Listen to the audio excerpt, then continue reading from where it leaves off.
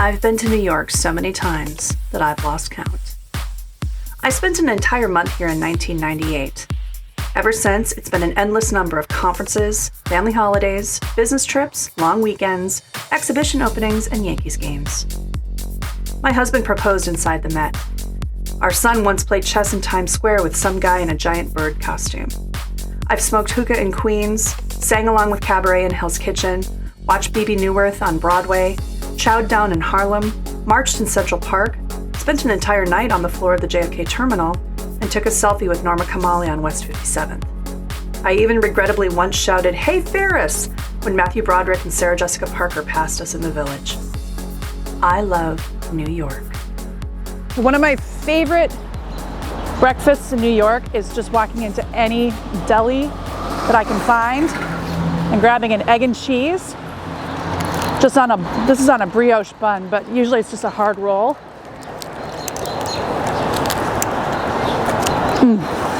You can go and sit down at a restaurant, but it really isn't necessary. Just find a deli or a bodega and get an egg and cheese. I'm currently walking here in Chelsea on my way over to the High Line, which is this great public space that is elevated above the streets. Built on a former Manhattan rail line, the High Line is an elevated park, walking trail, and public art space stretching 1.5 miles through Chelsea, ground zero for the contemporary art gallery scene. Seriously, how cool is that? I don't know who Young Veezy is, but I'm gonna look him up. This space is absolutely lush in the summer.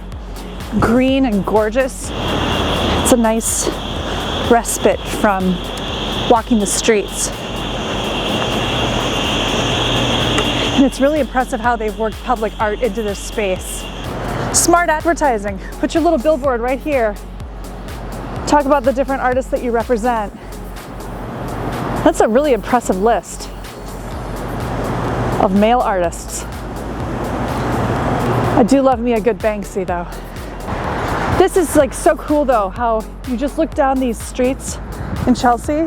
This is definitely the space to come to visit all these different galleries and check out so many different artists. So prior to the pandemic, there were roughly 1,500 galleries in New York City. It's now closer to 1,000 because so many of them were harmed by the shutdown. It's also home to more than 80 museums across the 5 boroughs and endless working artist studios. And it's in a constant state of change, which is why I asked Hall Rockefeller, an art critic, women's art advocate, and founder of Less Than Half, to join me on the High Line. This is an incredible piece. It really is. High Line actually has its own curator, Cecilia Alemani, who is actually the curator of the Venice Biennale this year. So they've got some really high-profile people picking out the artists, and it really shows because Jordan Castile is just one of the most exciting artists. What do you know about her? So she lives in Harlem and takes a lot of her inspiration from the streets of Harlem, and she'll go out and photograph people who are part of the neighborhood, and then she'll of course ask them permission for that and turn their photographs into portraits. She graduated from the Yale School of Art, which is one of the sort of greatest MFA programs that actually has been producing a lot of really, really great, really successful women artists throughout its whole history. Eva Hesse was a graduate of the Yale School of Art. She got her BFA from there, all the way up to people like Jordan Castile and Jennifer Packer, who's at the Whitney Museum right now. I really like her style. She paints in this very sort of fluid way that is very successful at getting out the sort of the individual character of the people that she encounters. And of course she's very engaged with her community and isn't just taking, images of people without really considering it first. It's a shame though that this won't be here in a few more months. It's true. I guess that's sort of the nature of New York City, constantly changing, but certainly her work is in museum collections, and she is so young that she's producing new work all the time. I would love to see something from Highline from a more digital perspective in terms of the artists that have come through here. I know, for instance, Ala Sui, who's one of my favorite me too. living artists, has had a commission that was on Highline. I haven't seen it, and I would love to be able to at least go back and see the pieces that have been here. Yeah, absolutely. Sadly, we missed the retainer. Look at this architecture here. It is called Lantern House because it looks like lanterns. It looks like gems. I don't know. It's just absolutely beautiful. Clearly someone's still moving it. I know, there's a lot of great architecture along the High Line. There's a Zaha Hadid building somewhere along here who's it was a British Iraqi architect. And probably one of the most successful female architects. This is my first time back in 2.5 years. Right. Which is... Does it feel different? It does. For any Iron Man fans out there, Stark Tower. How do you spend your time now looking at art and taking it in? Well, I can't deny the influence of Instagram for finding artists, but certainly, being in a neighborhood like this where I, can go to 20 different galleries in a single afternoon and get a real sense of what's going on in the art world. Chelsea is one place for much more sort of established blue chip art, but if I'm feeling a little bit more, interested in something a little less sort of clean and well funded, going to the Lower East Side is great. The Lower East Side still has galleries that are sort of up staircases and behind hidden doors, and that's a ton of fun. And those galleries I really love because usually the directors and the people with the vision behind the gallery are sitting behind the desk, whereas you go to a place like the Gagosian here or David's Werner, and there's just so many layers of gallery personnel in between you and the art that it feels a little less immediate and a little more replicable. These galleries will exist across the world. I think Gagosian has something like 20 galleries and I don't know how many countries. He came from creative artists, so he came from that whole avenue of managing celebrities, being an agent for celebrities, and translated that over into the art world. An artist gets picked up by a big gallery, and all of a sudden their work gets 100% bigger, and they have a bunch of studio assistants, and a lot of the sort of the making comes out of the art. Think about someone like Damien Hirst, who receives pandemic relief funding and then lays off a majority of his staff, but then is now here in town. I think he's over at the Gagosian right now with a show, and it completely turned me off. Where I'm like, you're not taking care of the people who are helping you to be and sustain this level of success that you have. I'm excited to see more and more women front and center. I mean, the High Line, for instance. The retainer isn't here. I'm so bummed we missed that sculpture. But only 2 of the public works here are by women. Right. And what organizations are doing to continue to challenge those norms and those, defaults. Exactly, it's a default. That's the thing. If you're not trying and you're not counting and you're not, making a serious effort to change the way that you do research or outreach, you're going to start, or you're going to end up, just perpetuating the status quo. So then we have to change the structures that perpetuate the status quo. It's a big job, and we can't do it alone. After 2 years, New York feels brand new, and I'm hungry. I just want to point out the fact that our entire crew is represented on this little sign here. We're actually going to take Hall over to get some sweets. She loves ice cream. I do. And pizza's my jam. So let's go. Chelsea Market. The beauty of New York is that you are always, at any point, immersed in art. Look at this. This is what I love about New York. Look at that. It's constantly around you, even if you're just on your way to get something to eat. Oh, latte del gelato. All right. Oh, there's the gelato. Wow. Thank you. What is less than half? So I started doing writing, started doing profiles of women artists.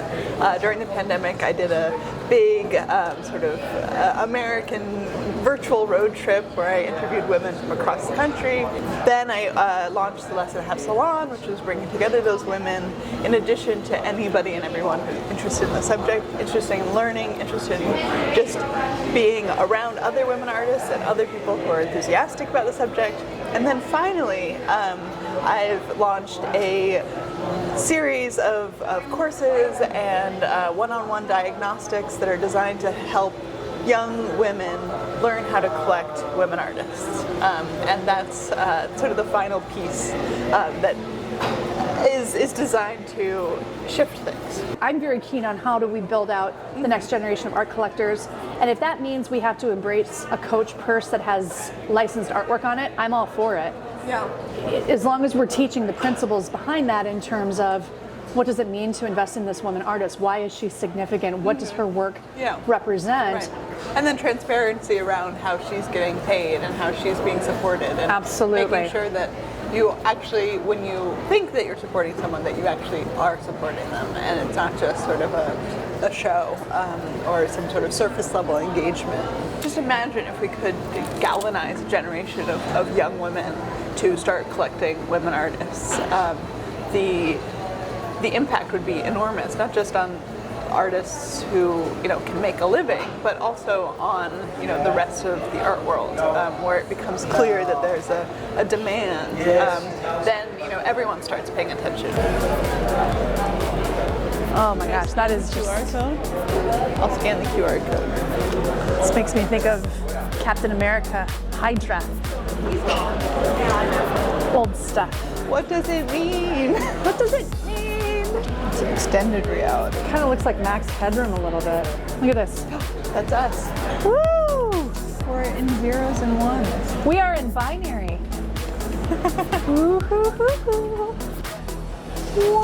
That is really neat. The ways to experience art are endless, I could stand here all day and play with this. It's like an Etch-a-Sketch.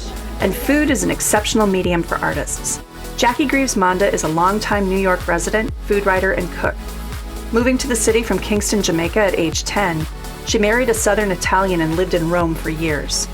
When they returned to New York, she launched Jackie's Food for Talk, a popular content network including videos, recipes, and envy-inducing dining experiences from around the world. An invitation to her annual holiday party, hosted at her home on the Upper West Side, is a coveted ticket. Where did your love of cooking really come from? I love to eat. Eating. Me too. I love to eat. And then my love of food comes from the fact that when I married my husband and we lived in Italy, after about a month, I couldn't take Italian food anymore. And I was like, I need something different. And at that time, Italy did not have a broad spectrum of choices in terms of other foods.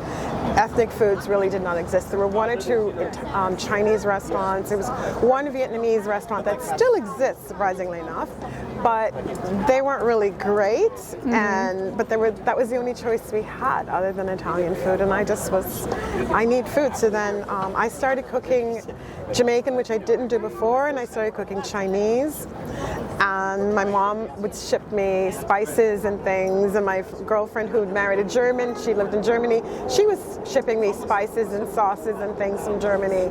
So it just became something out of necessity.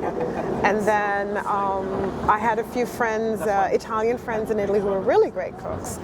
And we kind of started creating this kind of a game of competing with each other in the cooking sphere. And two of us are still friends, and we still exchange ideas. But it was a fun thing to do. And then we moved back to New York, and then I was like, oh, but Italian food isn't Italian food. So now I had to recreate Italian food in New York without the right ingredients. You're constantly trying to recreate and to sort of, it's about food memory. I mean, the best meals in the world are the ones that you remember, and the flavors, and they're never exactly the same, because even when you go back, it's never going to be the same. But you always live with the desire and the hope that you can have that flavor again. So True. that's kind of how I started, of just trying to then try to recreate my own family's recipes. A girlfriend of mine in Minneapolis is a chef, and she's from Laos originally. In fact, one of her restaurants, she named it Lat 14, and every dish on the menu is somewhere that touches the 14th latitude. Right. One of her pet peeves is when someone comes into her restaurant and says, well, that's not how my mom would make. Yeah, most of us are immigrants. Maybe second generation, maybe third generation, but we all grew up with something from our family backgrounds. You know, food was a sort of it was joy, it was love, it was family, and so you always want to recreate that love, especially when it's just you and your husband and your babies, and there's no one else to cook for you, and there's no one else to hug you, and no one else to, like, you know, you want your grandmother's soup, you want your grandmother's, you know, chicken stew, whatever it is, or in my case, you know, the, you know, curry goat or something like that. But you really want that. But of course, I mean, there's a little bit more to it than that. You know, it's the way you cook things. You know, when I cook Jamaican things now, there'll be a little Italian to it, because it's been so many years. When you have influences that are by the sea, or I mean, if it's an island, there's always an element that corresponds to another culture. Mm-hmm. I mean, I'll go to Venice and I'll find things and I'm like, oh, we kind of do something like that in Jamaica. You know, so, you know, we forget about history. History is super important, and cooking really reflects history. And so things like this pasta recipe reflects, you know, the sailors who were going back and forth, the spices. You're talking about the Ottoman Empire, you're talking about, you know, the Venice that was going back and forth, you know, to Turkey and so on. And then that gets infiltrated, you know, the Jews in Venice, and then the Jews from Sicily that came up were actually before Christ. They came up from North Africa, and they came up to Rome. So you've got all of these different movements. There's migrations, immigration, there's, you know, slavery, there's a lot of stuff going on. Yeah, cooking reflects that. Have you ever considered going down the path of restaurants, or? No. No? No. I mean, I like the freedom to do what I want to do. I like the idea of welcoming people into my home, and there's a purpose. I mean, all of this is to you know, we have no idea how many people since, you know, the opening up after COVID, the initial stages of COVID, I should say, are now so happy when they get an invitation. They're like, oh my goodness, we hadn't realized how important this was. And, you know, as I said, most of us are immigrants or migrants, you know, so people are coming from people may not even have family here, but they lived here forever. And our home kind of became like a place that they came over, and they're free to talk, they're free to, you know, we have a lot of celebrities, I guess you could call them, whether, you know, actors, writers, directors, and so forth, and no one takes pictures of them. No one, you know, corners them and asks for an autograph. You don't do that. Mm-hmm. My home is your home. My home it's where you can be comfortable, you can relax. You don't have to wear makeup. You don't have to be dressy. You can come as you are. You can be you. And I think that's very important in today's society, to create something that gives people a sense of self, a sense of love, warmth. I have read so much about the Jamaican influence, the Italian influence. You love to eat. Mm-hmm. What is your favorite food in the world? Oh, that's so hard. I know. I know it's an unfair question. I have to be honest with you. If I have to choose, if I had to choose, it's going to sound weird, but if I have to choose, it would be Chinese food. Okay, but you have to be more specific. Okay, it would be Chinese food. In a sense, because that was comfort food in my home, because my great-grandfather was from China, and so we eat a lot of Chinese in my home, and even in Jamaica, you know, Chinese food would be for celebrations, we would have Chinese food. And my grandmother was a great Chinese cook, and all of her sisters cooked Chinese. So to me, Chinese food is family. So we are going to connect back up with Hall. Oh, I look forward to we're that. heading to Brooklyn. Okay. And have you been to Sofra before? No, I haven't, because it was one of those places that when it opened, it was impossible to get into. So I'm looking forward to trying this. Yes. Yeah. Roughly 1,000 New York eateries closed for good in 2020, with others having to radically adapt or scale back in order to survive. But the city itself remains a glistening global culinary art hub, with an endless number of Michelin star restaurants. The stars for women chefs, of course, leave something to be desired, but more chefs than ever are delivering star-worthy dining experiences on their own terms. One such chef is Nassim Al-Lakhani, who opened Sofra in 2018 to critical acclaim.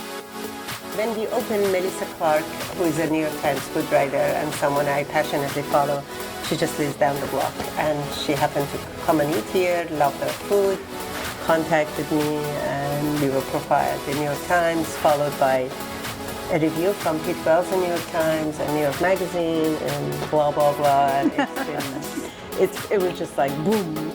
Sofra means table, and in Persian culture, it represents both hospitality and celebration. That hospitality is central to the experience Chef Nassim invites guests to experience at her Brooklyn restaurant. I came to this quiet corner restaurant to just practice my love and my passion. And fame and being, booked for months, it was not something that I was planning to or knowing how to do it, because I really didn't know. I don't have a restaurant background. Bread with the dip, and then we got the cauliflower, the date salad. I love all the layers and textures. Gosh, that is just so good. I know that you had a career and you traveled quite often for that. I was very lucky because when my husband and we got married, we were both young and we had no kids. And traveling and eating well was our passion. So we did a lot of that. Maybe some people go to museums and sightseeing, but I just mostly go and want to discover places to eat. And also where I can get a place that I can also cook, especially if I'm in a land that I don't know about their cuisine much. And then you eat something on the street and then you see the vegetable next to it. Of course you want to cook. So I was very privileged to do this for many, many years. Plus my husband is Greek and we spent a lot of times in Europe, in Greece. And Europe is so small, but so many cultures and countries live in close proximity. So I ended up really traveling, eating. And during the 6 years I was waiting for opening this, that was another opportunity again. Now I know I'm going to have a restaurant. Now the kids are out in college and there's nothing to worry about, so let's just travel. And it was amazing. It's amazing how much it developed me as a cook, and also how much it just broadened my eyes and just opened up my ears. This is maybe Persian version of ramen. I had no idea there was a ramen soup until I traveled to Japan, and then I had ramen, and I'm like, okay, fine, great. I like ramen, but especially in Japan, the flavor was too strong in terms of pork and everything. And then I came here and I discovered what a thing it is here. Like every young man adores their ramen. So I was like, come and try this. This is pretty cool. It's very different. Oh my goodness, this is so good. It's such a comfort food. You hear in a typical industry like French technique or this technique and that technique. And when I'm in the streets of India or Iran or my grandparents' home, I see a technique. They didn't know how to name it, but definitely there is a technique. And I'm like, why we have a technique? Our food, the way we developed, and like Chinese and Indians and Africans and go on, I can go on, the whole world. The foods don't appear like in the vacuum. There is a certain technique and tradition and knowledge. And just that traveling throughout the world, it just made me realize that there is so much validity and there's just so much information exists there, at least, for about everything, but for me, my focus is food and learning about what others do, how I can incorporate their knowledge to mine, how I can share mine to theirs. And that's became the premise of Sofra in a way, and really formed my way of. I still cook very traditional Iranian food, and I'm very committed. But all that traveling helped me to just open up my eyes and ears about what's out there. Usually chefs, it's all the recipe. It's all about the recipe. Right. While a real cook, which is why someone says to me, "Are you a chef?" And I'm like, "No, I'm not a chef. I'm a cook. I don't do that." Because I look at a recipe, but I look at a recipe to see combination of flavors. I will look at the menu and then I'll make up my own recipe by just looking at the menu. So it's never going to be the same, but it's my version of it. It's my homage to that particular dish. Right, so if anyone is like, you must give me the recipe, you say, there is no recipe. There is no recipe, or I make it up, you know. But the chefs, especially the Michelin one, it's everything based on the recipe. Right. They It has don't. to be reproduced. It's reproduced. Smoky eggplant, roasted cauliflower, traditional ash stew, lamb shank braised with dill and dried lime, chicken with ginger, apricot, almonds, and glazed orange peel, beef ribeye prepared kebab style with walnuts and pomegranates, and crispy tahdig, Persian for bottom of the pot. Try the duck, go and then with the fish and everything else. There's just a couple of comments. The basmati rice goes pretty much with everything. The herb rice goes with the fish really well. The lentil rice stands out by itself. Just enjoy it alone. Don't mix it. And here are your paddies. You have one over there, one over there. This one is the bottom of the basmati rice, and the other one is the bottom of the herb rice. So you get the taste of how it changes. You started Sofra just before turning 60. Yeah. I'm curious in terms of the reaction from people of you starting this journey at that point, and did you find yourself really supported by others and encouraged to move in this direction, or did you find that you were getting a lot of, that's a really ambitious thing to do? When I was determined to get the building and ready to go, I contacted my mother, and she's both my shadow voice and also my hero, both of them. I guess many mothers are like that with their daughters. I look up to her. I immensely admire who she is, but she's also my biggest critic. And her first reaction, "You have a marriage problem?" Like, what? And her second question was like, "Why don't you seek a psychotherapy?" Like, she just thought, it's either I'm going mad or I have a marital problem. That was her initial reaction.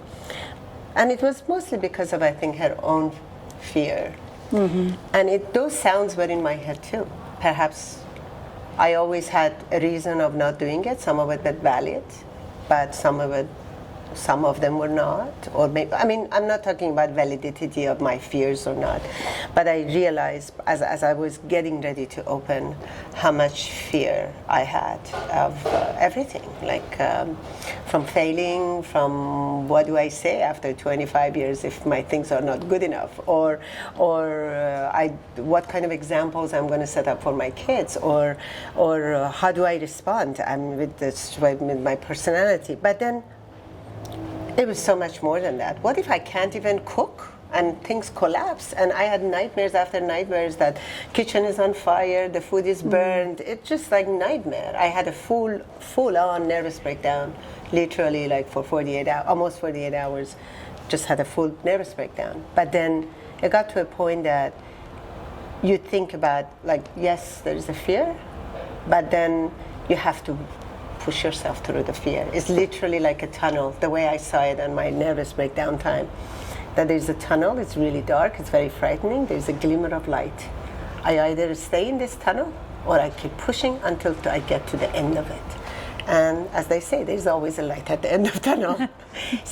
But then when I opened, I finally pushed through. I opened, I got lucky, I found the right help. My husband has always been an amazing support. He came through, my brother came, ton of people, my kids, everyone came. Once you're ready, you send a signal to the universe. I'm going to go for it. And then universe says, okay, now that you're ready, we are going to send you angels. And my angels came. But then my biggest surprise of all that was not that like it took us like suddenly a success. My biggest surprise were women of my age. And in Iran, there's a tradition, almost every woman is a good cook. If it's not great, she's a good cook. You have to be a good cook to be called worthy of being Persian mother. I was like, my biggest critics are going to be those ladies about my age, older and a little younger, and they come and grill me. We don't make it this way, we don't make it that way. Like, oh, what is this? None of that. They embraced this, that like, oh my God. And to me, that was the biggest surprise.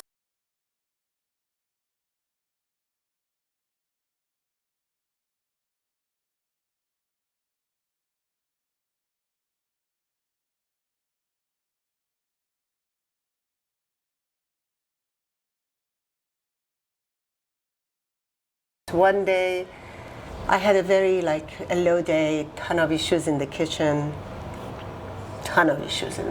with my younger chefs and all that. And I came upstairs thinking, okay, I did it. Why do I do this? Why do I need this in this point of my life? And I kept it in my head. And then I noticed a guest keeps trying to get my attention. And I'm like, and eventually she got up and she came. We didn't know each other. She introduced herself. She said she drove an hour and a half from Long Island and she brought me something that she wants me to have. And she opened the gift box, and in that gift box was, she had framed the 2 articles of the New York Times for nice. me. And she handed to me, and I just started bawling. And I think in that moment, I think I just got all my answers, why I do what I do, and how the universe mostly responds to you and sends you these random strangers to tell you, yeah, keep going, you're on the right path. And to me, she was my angel that day. What do you want someone who experiences Sofra to take away with them? Of course, the food, first of all. And with all that stuff that we say, we are cooking for people is a very simple thing. I want them to think with all the detail I planted everywhere. But more than just pay attention to what they are, where they are, what they are eating, what they are doing. But then think about us as people. How different are we from them? We are not. We are all the same. Same energy runs through your body, runs through me. So aside from the food, just think about the people. Thank you for having us in your home. Of course. Thank you for being here. Thank you. خواهش میکنم. Sure.